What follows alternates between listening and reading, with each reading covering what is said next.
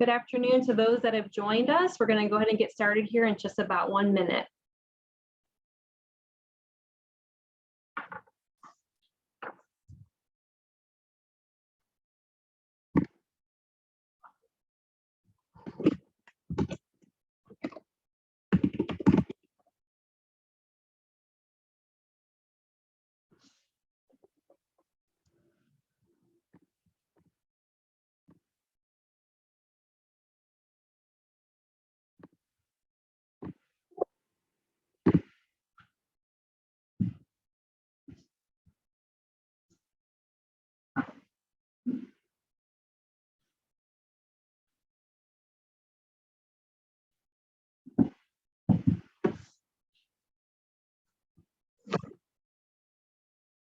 Good afternoon, everyone. We're going to allow everyone else to join here, and we're going to get started here in just about 1 more minute.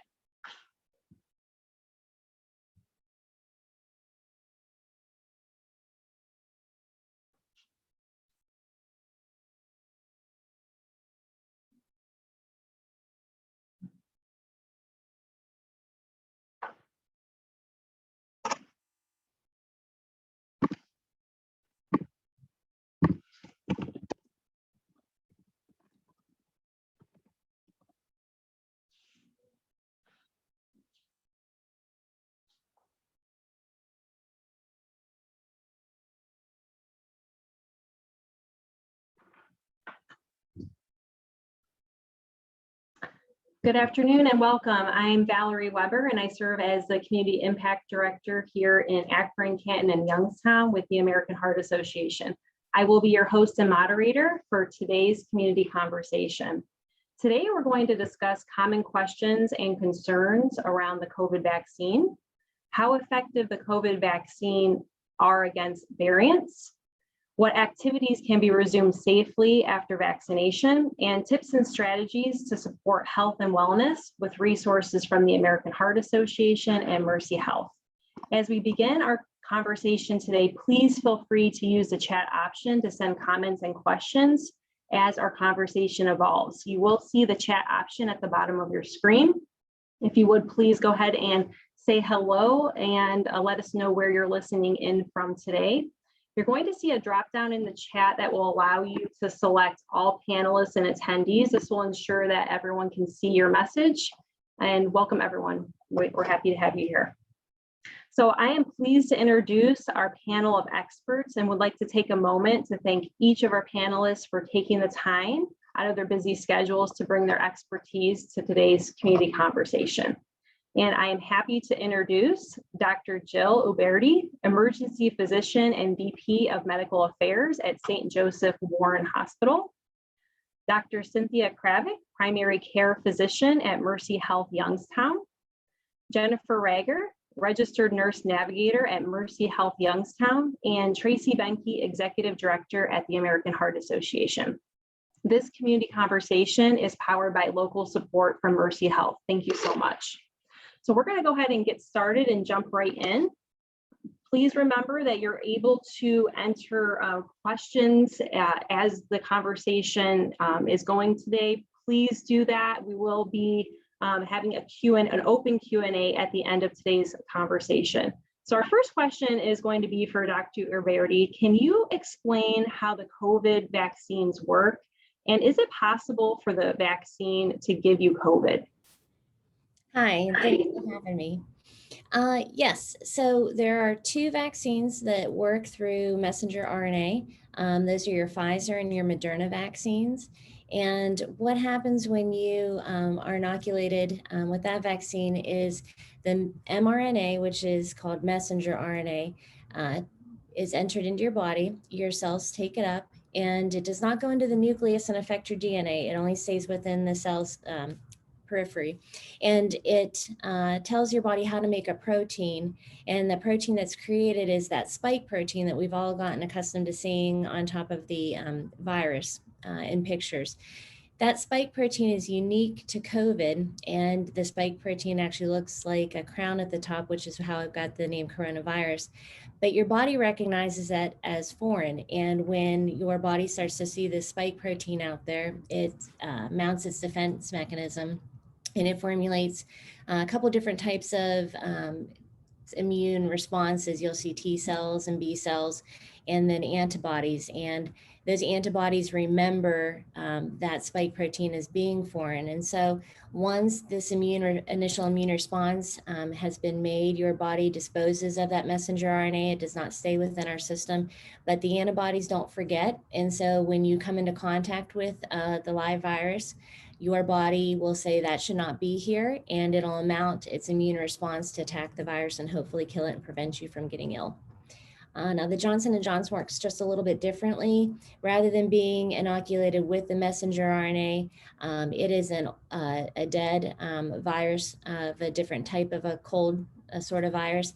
And inside of that viral vector, you carry the information to make that messenger RNA, to make that protein. So the end result is the same. It's just the initial process that's a little different between the two. So thank you so much for explaining that. And we also are getting a lot of questions from folks too, and they're concerned and want to know, can these vaccines give you the actual virus? Can they give you COVID? Can you touch on that a little bit? Yeah, absolutely. No, you're not getting, you're not producing with that messenger RNA anything other than the spike on that virus. You're not getting any other material that goes along with the virus. It's just that spike is the way we recognize it. And so the virus itself is not part of that process. It's only the outer coating, the little protein that makes it identifiable to our immune system. Excellent. Thank you so much. Our next question is for Dr. Kravik. Can you explain what are some of the common side effects after getting the vaccine? And when do those typically occur and for how long? Yeah, sure. Thanks for having me. I think it's important first is that while we commonly refer to these reactions as side effects, they're really not side effects. These are normal responses and normal symptoms that we would expect a healthy person to have, and in response to the body and the immune system doing its job to protect you when you see COVID virus in the body at a later time. Now, it's also important that we know that many people don't even get any of these side effects or any of these signs or symptoms. And that does not mean your body is not doing what it's supposed to. It's random, and we can't predict who's going to have some of these signs and symptoms and who will not. But it doesn't mean that the vaccine isn't working. Commonly, patients will have local reaction to where the vaccine was injected. So you can have pain, redness, and swelling, and that can happen within a few hours of the vaccine. And usually all of these signs and symptoms last really around 2 days. And then after that, most people feel pretty normal. On a systemic level, you can have tiredness, headache, muscle pain, fevers, chills, maybe a little bit of nausea. Again, those oftentimes you can have them, from a few hours after being vaccinated up to about 48 hours after the vaccine, though that's variable from patient to patient. So what we are advising is if you do have these local reactions at the injection site, you can just apply a cool cloth or even some ice if you want to. But it's important to keep moving your arm to avoid some of that stiffness. And for the more systemic signs, the muscle aches, the headaches, you can take over-the-counter ibuprofen or Tylenol, and those can help those symptoms. But I do want to just reiterate, it is not recommended by CDC to pre-medicate prior to vaccination. So if you haven't been vaccinated, because the reactions are variable from patient to patient, you may not even have any, that you should not pre-medicate yourself to avoid these, because we do want the immune response to be able to mount and not be affected. So also important to note that many patients report that these symptoms are worse after their second dose of the Moderna or the Pfizer vaccine. So just to kind of give fair warning that if you haven't had your second one, you may have, or, again, many patients don't have any side effects at all. So. Excellent. Thank you, Dr. Kravik. And I think that really helps folks just to know kind of what to expect as they're getting their vaccines. So we're going to head back over to Dr. Uberti, and some are really hesitant to get the vaccine because it's relatively new on the market. Can you touch on the safety measures that are taken and the research on these various types of vaccines? Sure. There's regulations anytime any new drug or vaccine comes onto the market, and it can be a very long and cumbersome process. When they developed these vaccines, they had already been in that research phase for quite a while. We'd been working on this type of a vaccine well before COVID even came into the picture. So some of that work had already been done. And what was great about the way, our community, our government came together is that they were able to cut some of the red tape that would have extended the time frame. So rather than, waiting your turn to get up in front of the different panels that would have to make these decisions, we were able to put them in the forefront because we knew how very important it was that we get this vaccine out there into the general public. So corners were not cut in its development and its safety measures, and certainly not in the trials that went on. And so they did all the trials just as we would with any other drug or vaccine. And they were able to go back and look at the research and show that it was safe for others. And it continues. It's just because the vaccine is out there now doesn't mean we're done looking at it. Many of you who've been vaccinated know that there was an app where you could report the signs and symptoms that you were experiencing from the reaction, the immune response that you were having. And that's also part of the whole process that recently happened with Johnson & Johnson, where they put a hold and said, let's look at this a little bit more. And, for safety, they took another peek at it and came back and say, yep, it's safe. We just, we might modify who we suggest it's used for. But no, I feel very comfortable, fully vaccinated, and had no concerns that I was taking any risk that way. Excellent. Thank you so much, Dr. Uberti. And Dr. Kravik, why is it important for us to get vaccinated? And there are a number of different reasons why it's important. Number one, the person who is vaccinated protects themselves. So they protect themselves from getting COVID in the first place. And if they do, even with the vaccine, contract the virus, it tends to be less severe, avoiding hospitalizations and certainly worse complications. Number two, which I think is really important and is something we oftentimes don't think about, is that by vaccinating ourselves, we help to protect others. So we know that those who are vaccinated are less likely to carry COVID virus and pass it on to somebody else. So while you are protecting yourself, certainly with this, it's really a greater good to protect the greater community and those around you. Also, I think that this is where our society currently is that we need these vaccinations in people's arms to protect us from the emergence of these variants that we're seeing really around the world. So the faster we can get people vaccinated and fully vaccinated, the less likely we're going to see variants because they won't have anybody to carry them. So we know that this virus does mutate. Viruses are very smart, so they know to change different things to avoid, their demise. So the faster we can immunize the greater part of our communities, the better off we'll be from these variants.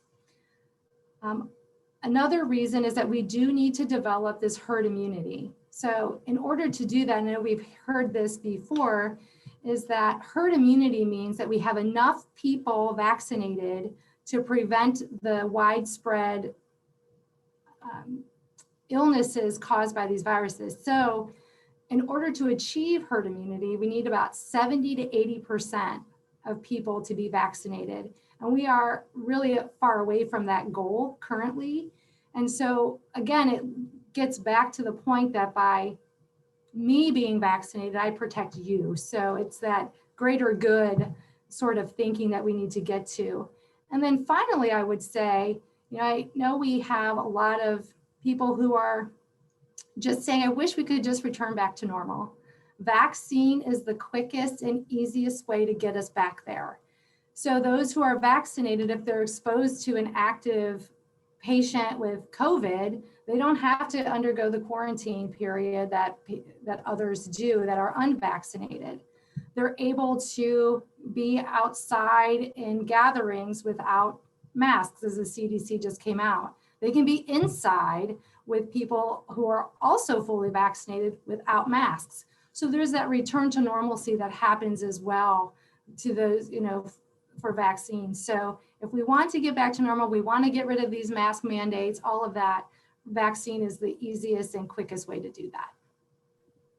Thank you so much, Dr. Kravitz. Very, very, very important and a perfect segue into our next question. So we're going to toss it over to Jen now. So once we're fully vaccinated, what are some of the activities that can be resumed safely? So I wanted to clarify first what fully vaccinated means, because there was confusion I've seen online and people chatting about that once they get their shot, they're considered fully vaccinated, and that's not true. Fully vaccinated is considered 2 weeks after you receive your last dose of the vaccine. So, the Johnson's & Johnson's is a single dose. So 2 weeks after that shot, that vaccine, you're fully vaccinated. But the Pfizer and the Moderna are a 2-series vaccination. So you have to wait for 2 weeks after your final vaccination before you're fully vaccinated. So just because you get that second dose doesn't mean you can go out and, do whatever. You're not considered fully vaccinated. So just as of Tuesday, the CDC did release some new criteria for those that are fully vaccinated. And a lot of people are excited because it's a glimpse of what people would consider, moving more towards what normal life, used to be. So what you can do safely now that when you're fully vaccinated and unvaccinated people can be outside now without a mask. But if you're going to be in a crowd of people outside, you should still wear a mask. So, being outside at a park, if you're not going to be around a crowd of people or you're not in a venue with people, you don't have to wear a mask. But if you're going to be around, a significant amount of people, you should still wear a mask. If you're indoors with other vaccinated people, you do not have to wear a mask. But if you're indoors with people and you're not sure if they're vaccinated, they still encourage you to wear a mask and comply with the social distancing rules. You also have to keep in mind that you don't know what other people's, maybe health issues are and if they're immunocompromised and things like that. And so, you don't also want to take any chances if they're unvaccinated. So you just want to also just keep in mind that, like Dr. Kravitz said, you got vaccinated for yourself, but you also get vaccinated for other people. So when you're around unvaccinated people, you want them to be mindful of whom you're around and what you're doing. So while we like this glimpse of normalcy that the CDC is kind of giving us, we still want to be very careful because we don't want to undo all of the hard work that everyone is doing by getting vaccinated and trying to get a control of everything that's happening, because we want to keep going so we can get back to some sort of normalcy. And if you go to the CDC website, I printed this, they made this little grid. Oh, you can't see it very well on here. There we go. That you can look at, and it's color coded. And so it gives you what you can and cannot do. So indoors, mostly you still have to wear masks to be safe. We're not quite at that level yet. Thank you so much, Jen. And we'll be sure to share that resource in our recap as well for the group.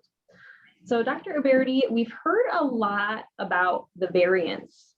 How effective are the vaccines against the variants that are circulating here in the United States?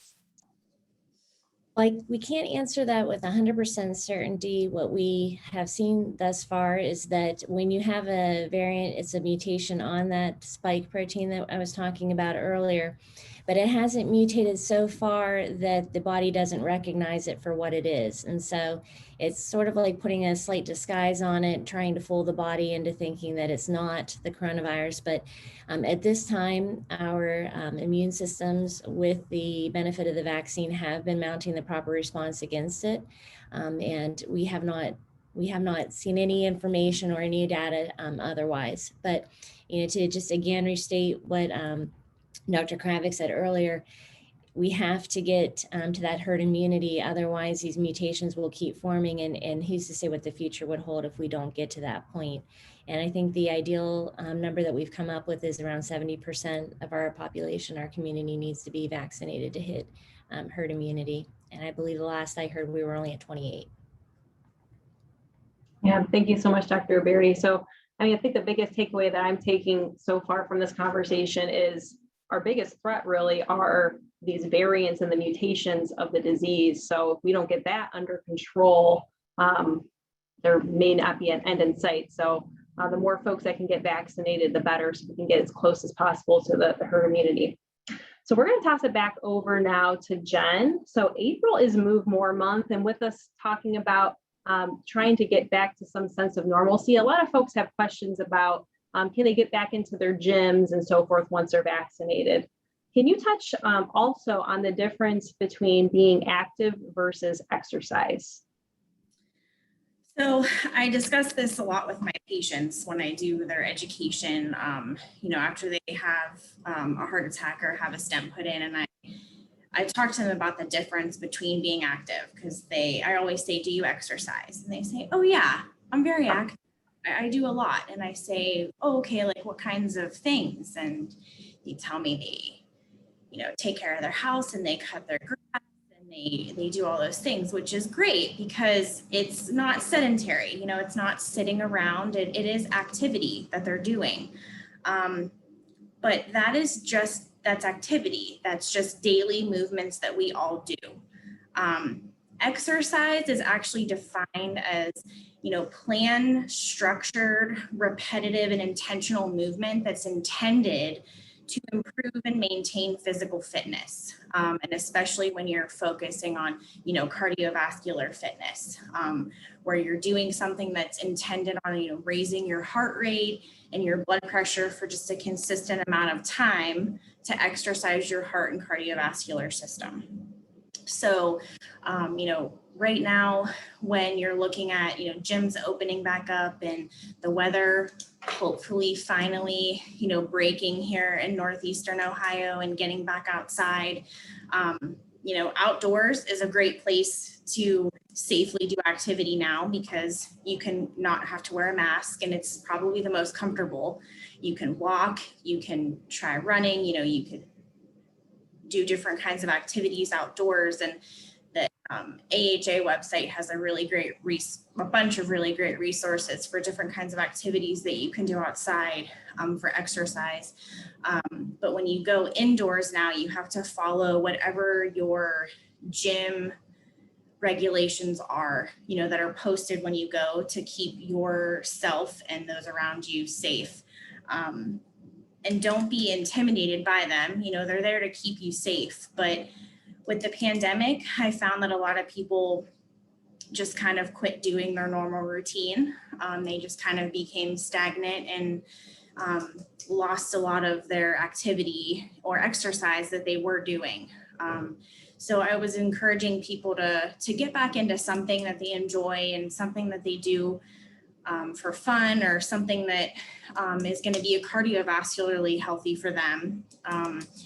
It's recommended that you do about 150 minutes of moderate intensity cardiovascular exercise a week. So you can break that up into however you want to, and do whatever you want to achieve that. It could just be walking if that's what you can manage to do. But as long as you get in something, that'll improve not only your physical health, but it really does something for your mental health too, at the same time. So I know that Tracy's going to share some resources with the AHA that they have on their website for Move More Month, but I just can't stress enough how much it'll help. Like I said, not only physically, but just mentally when you move, get away from electronics and get away from the TV. We get sucked into Netflix and we get, sucked into our phone and social media and Zoom calls and all those things. It's just better to get out and move. It'll be better for your body in general. So find something that you like to do. Excellent. Thank you so much, Jen. And yes, we are going to pass it over to Tracy now. And Tracy, can you share what resources around COVID and Move More Month? Absolutely. Thanks so much, Val. So, at the Heart Association, we've really, as you know, COVID is really affecting those who have underlying health conditions. A lot of our survivors are heart disease, stroke survivors, and making sure that we're helping educate the community on what that means and what it means to be healthy. And what it means to, the importance behind the vaccine. So we have actually teamed up with the Ad Council nationally, and we have some great local messaging that you'll be seeing throughout the community of really around vaccine education, focusing on, some of our underserved communities, our African American communities who may have more hesitancy about the vaccine, and really helping educate those who are eligible, and making sure, that we know that every vaccine is really bringing us closer to a future free of COVID-19. So the more folks that we're able to get vaccinated, and the more folks that we're able to just have that peace of mind that I feel like comes along with the vaccine as well, is really just, it's incredible. So we'll be seeing a lot of those things from the AHA. We actually have a website, and again, we'll be sharing all these resources with everybody after the call today, but it's heart.org/vaccine. It's really just encouraging folks that when the vaccine's available to you, to make sure we get it. And making sure that we're all sticking with the 3 W's as well. So washing your hands, watching your distance, and wearing a mask, when you're in situations where you need to. Really we're asking folks to, as you weigh in whether to get the vaccine or to get vaccinated, consider it's the first step in truly getting back to the things that we miss so much. I feel like so many of us have missed out with some family gatherings and things like that. We've lost a lot of folks from COVID-19 this last year. And really just recognizing that and helping people understand that, as a science-based organization that the American Heart Association is, to really stand behind those guidelines and things like that from that perspective. So really just, kind of, again, going with the CDC, their guidelines, things like that, and really just making that transition for the Heart Association to focusing more on educating from that end. We're using a lot of our platforms, like our community conversations, just our social media campaigns, things like that. You'll be seeing a lot more of as we roll this out. And as we come to the end of April, which is hard to believe, that Move More Month is almost over. As Jen mentioned and things like that, it's one of those things where find something that gets you excited to move every day. I feel like, a lot of times, even I think back to being out on the road every day, meeting in person, you would even have that walk from somebody's office to your car that would get you those steps in every day, or walking to somebody's office. Now I feel like I'm just clicking from screen to screen, from Zoom call to Zoom call for the last week, and have had to think very differently about how we move more and how we're encouraging our family and friends to do the same thing. So, one step, a 10-minute walk is something that's fantastic. It really just takes that short amount of time to make those changes, and hopefully, building those into your routine every morning. The Apple Watch makes me stand up every hour, and I feel like if it wasn't for that, I wouldn't have a reminder to even stand up sometimes and get moving from that end. But find something that works for you. Not saying everybody has to go out and run a marathon or do these crazy things. It's those things that work best for all of us, and every step truly can help make the greatest difference from that end. So we'll be sharing some great tips. If you follow us on social media, Mercy Health was also the sponsor of Move More Month. So we had some great things on how to build your own circuit, kind of gave some great tips and tricks on some things that you could do just at home, no equipment needed, no anything needed, even things with your kids. I've been seeing people, they have the baby Bjorn straps and they're doing squats with their kids, so getting them involved in things like that as well. So again, making it fun for the whole family, and any movement is fantastic to get started. Excellent. Thank you so much, Tracy. And again, we will be sure to share that out in the recap so you guys are able to access all those resources. So what we're going to do now is we're going to move into the open Q&A portion. So this portion of our chat will be open to all panelists to answer. So our first question coming through, why do people seem to get the virus after they get vaccinated? Any of the panelists? So I think you have to remind yourself that you're not getting sick with the virus. What you're doing is you're building it, or you're having an immune reaction. And I reminded, my friends, my patients, my loved ones, when they were all worried about, well, if I get the vaccine, I'm going to be sick for 2 days. And I say, well, you're not getting sick. You're having an immune response, which is what you want to have so that you don't actually feel like that or worse for 20 days or more, or have a worse outcome. And it's not always just COVID. It's sometimes the sequelae that happen after COVID too, that, we want to try to prevent. So 2 days of not feeling well, but embracing it and saying, this is my body having a proper immune response. I think we could handle it for that short time. Absolutely. That's a great point. And I think too, one of the other questions in here is it still possible to contract the virus after you are vaccinated? Can anyone touch on that? Yes, so I'll go ahead and take that. So here's what we know is that these vaccines are very good. So some of the numbers, let's say it's 90% effective against COVID virus. What that means is, to put it in terms, it means that if you are exposed to COVID virus, you are 90% less likely to get it, to be symptomatic with it. So that is not 100%.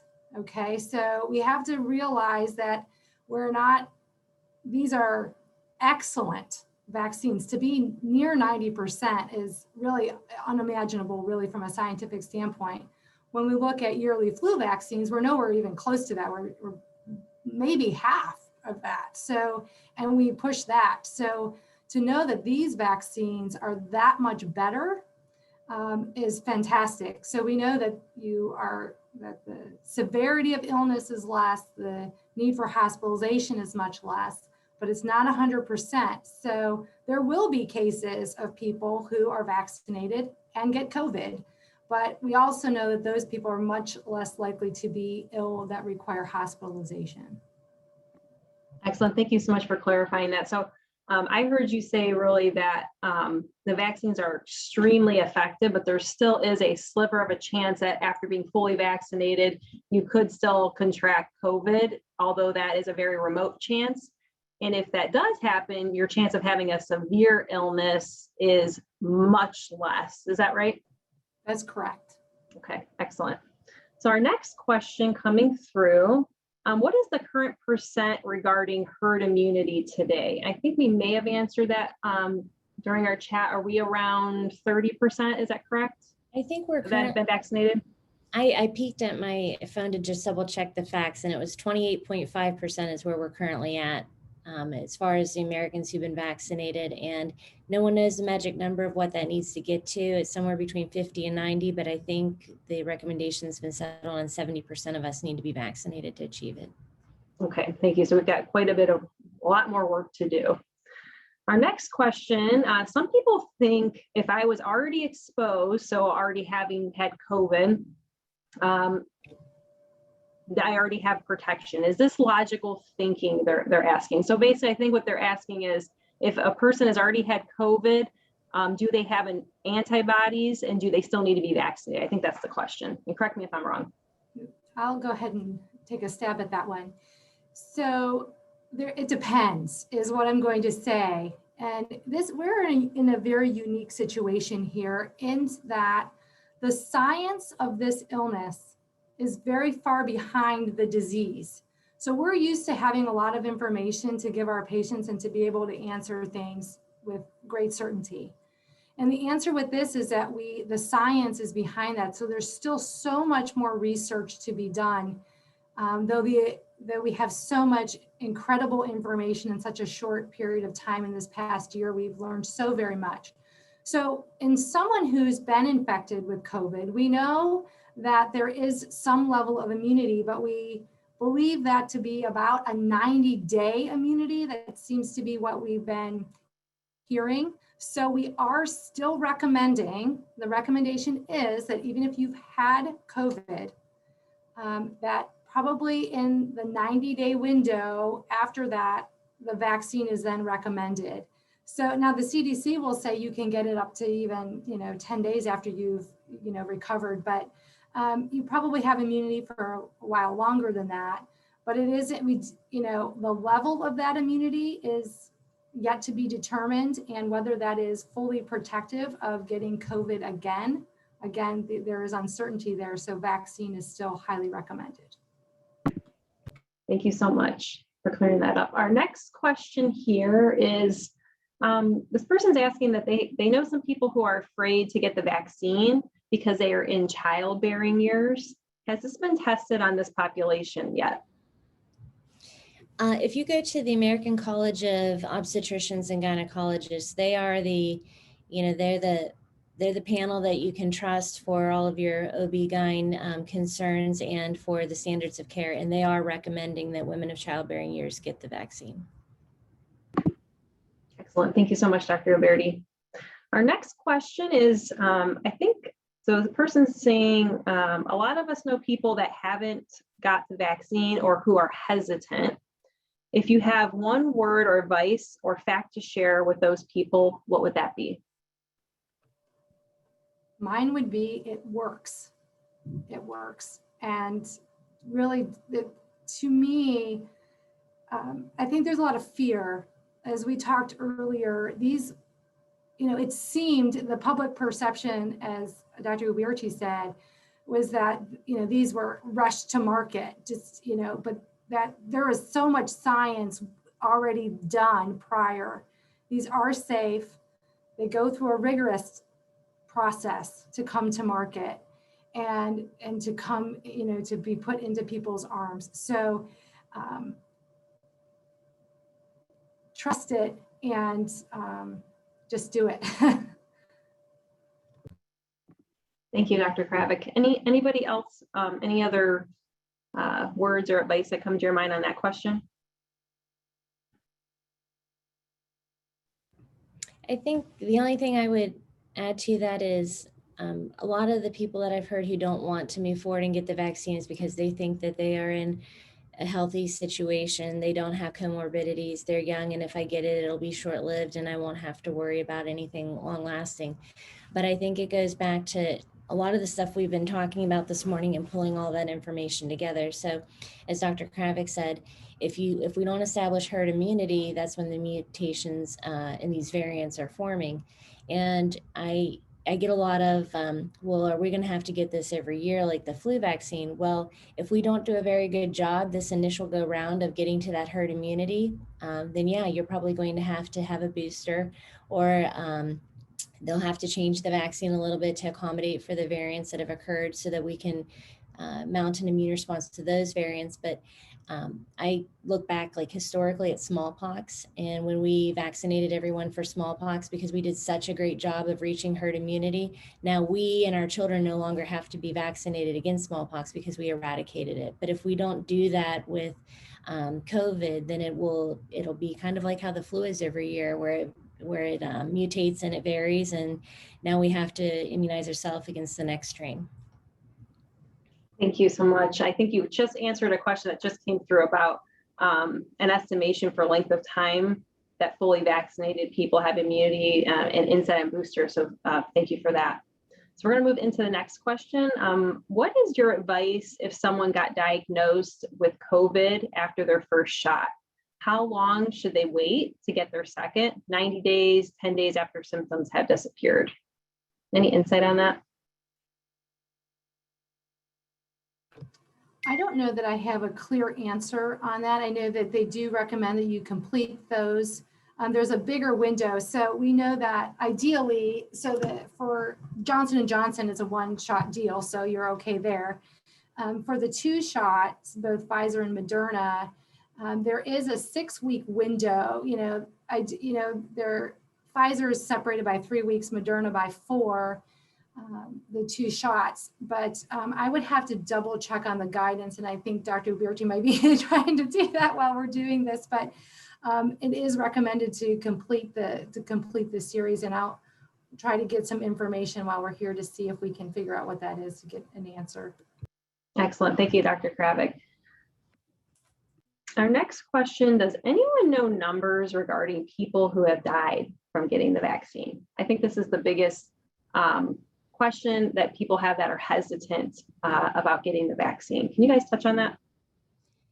I don't have an exact number, how many. I do know that it's been very far and few between when you look overall at the percentages. Even the adverse reactions or the allergic reactions are quite small when you look at the big numbers. And I think it depends on what the media is choosing to publicize. So it's exciting news to say we have someone who's developed blood clots, but I don't think they're doing a fair enough representation of what the COVID virus itself can do. And when I mentioned long-term side effects, blood clots are a long-term side effect of COVID.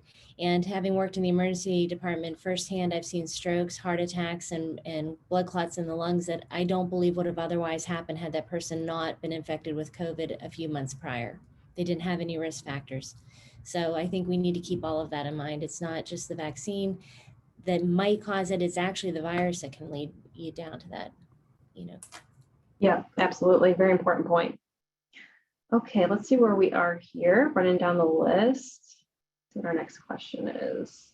If I can interject Please. something, like the people that are hesitant to get it, I like to tell them just to keep in mind that it is new, and I guess it's scary to some people that it's new, and most people take it for granted, and they say, oh, I'm either young or I don't have any medical problems and I'll be fine if I get it. It's like the flu, I'll be in bed for a couple of days. But I think that in the end, you don't really know that, and you take that for granted because I think that both Dr. Kravik and Dr. Uberti can speak to the same thing, that you don't know how you're going to react to COVID. Like, you don't know how your body will react to it. So that's a pretty bold statement to say. And you're putting yourself at risk in a big way by saying that, and you're putting those around you, your loved ones and your community at risk. So I've personally had family members that are young and have no comorbidities, and they ended up in the hospital from it. 30 years old in the hospital. I mean, that's crazy. So it's just, really think about, what you're saying, and does that really make sense? You want to do what's best for everyone, and to get to that herd immunity that they're talking about, and to get to this back to normal life and what we're talking about, this is the opportunity. This is the best way to do that, is by getting the vaccine. Absolutely. Thank you, Jen. The next question coming through here, and this is a good segue to that conversation, is what is the likelihood of a vaccinated person carrying the virus and giving it to others around them? So essentially they're vaccinated, but they've somehow contracted the virus and they're carrying around, they're asymptomatic. What are the chances of that occurring? Any comments on that? I don't think we have exact percentages that we could quote. I think that some of the studies and research is still ongoing for that, where they have taken a group of people who've been vaccinated and they continually test them to see if they become positive and have symptoms. And so then therefore they can see if they even can get the virus. As we know, most people don't end up with terrible symptoms regarding COVID or end up hospitalized if they've received the vaccine.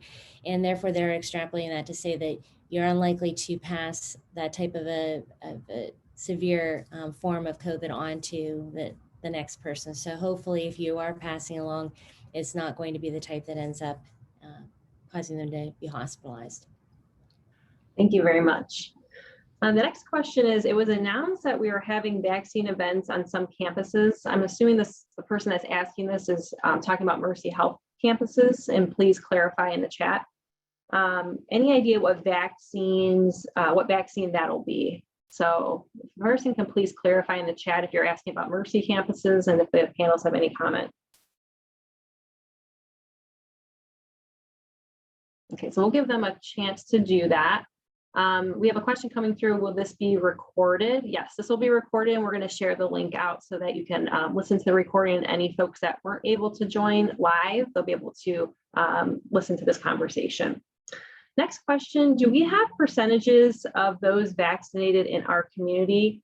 Are there areas or populations that we can focus our efforts to increase vaccinations?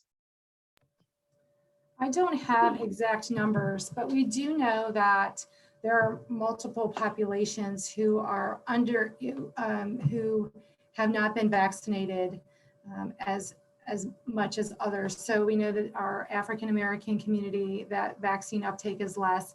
Many of our Hispanic communities as well.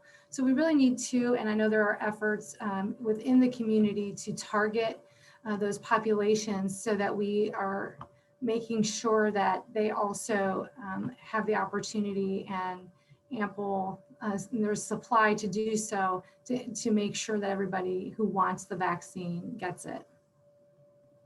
And to address the issues that prevent them from getting the vaccine. Excellent. Thank you so much.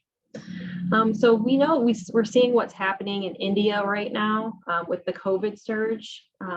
Question for the panelists: do you think that that India rolled back their restrictions too soon? From my personal practice, I've seen that whenever we've had a holiday or reason to mass gather or following spring break, especially right after Thanksgiving, it seemed like we had quite a big surge, here in December. I think anytime we start to come together more, we put ourselves at risk. And so again, it goes back to, if you are sick or you are not feeling well, rather than assume you don't have it, you should assume that you do, and you need to stay away from others, which should have been the common practice all along, right? If you're sick, you shouldn't go around anybody else. But then secondly, we need to make sure that we're being, proactive about wearing our masks and washing our hands. So I can't speak to exactly what happened in India and if that was too soon, but just here in America, historically, whenever we see a surge, it's when we've had reason to come together and be around each other more often and take those risks. Thank you very much, Dr. Uberti. So I'm running back through the chat just to see if we've missed anything. If your question has not been answered yet, please re-enter it into the chat and we'll give you a minute to do that. In the meantime, I would like to give an opportunity to each of the panelists. If you can just give us any final thoughts that you have, any takeaways for the group here before we close out. I think when people know that you are comfortable with it, it probably serves as the best reference. I was vaccinated as soon as I could be. I was given the Moderna vaccine. My husband's a family physician. As soon as he was able to, he did as well. And his is the Pfizer vaccine. We weren't picky about which vaccine we got. We took whatever we could as soon as we could because we had seen firsthand what COVID could do and how very devastating it could be. We have teenage boys in the summer. My one will become old enough to be vaccinated. And when I have the opportunity, I will get him vaccinated. So I think that it's, we have to be very smart when we make our decisions. And yes, we should always be, cautious and look at the research and the data, but make sure you're getting good information and you're not just getting the latest news feed, that you be a fact checker and you go back and look. So when we talked about earlier, are you going to get blood clots from Johnson & Johnson? You also look, how likely am I to get blood clots if I get COVID? And, and if that's it, which is the greater risk? Certainly if you are in that risky group, then maybe you don't get the Johnson & Johnson, but you get the Pfizer and Moderna, but you don't write it off as something you shouldn't do. Absolutely. Thank you so much, Dr. Uberti. And I did see one more question come through, so I will ask that. Do you recommend a person that has an autoimmune disease still get the vaccination?